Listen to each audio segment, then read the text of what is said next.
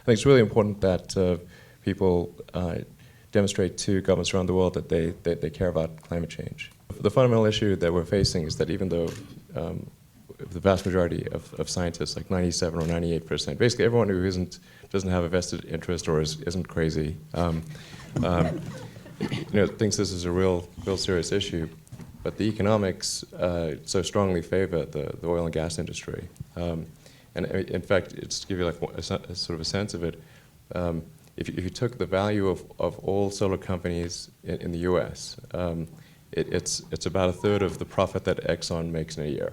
Basically, if money can do anything, it will slow down action, and that's what it's doing. The problem right now is that the rules of the game fundamentally favor bad behavior.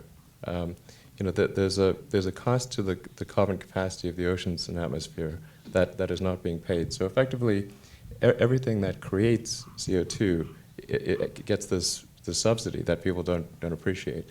And so whereas relatively speaking, things that are sustainable are effectively penalized. We saw something similar to this with tobacco.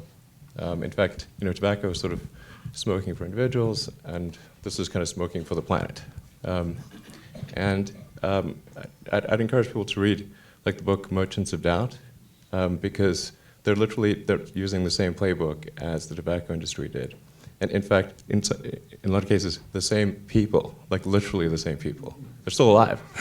The investment tax credit for solar, in about a year, the investment tax credit for solar will drop to 10%. However, the investment tax credit for stripper oil wells is 20%. So this would be like, if you have like vegetables and cigarettes, and you're incenting the purchase of cigarettes. This doesn't make any sense. And so but the problem is that in monetary terms, as I was mentioning, I mean the oil and gas companies have basically infinite money.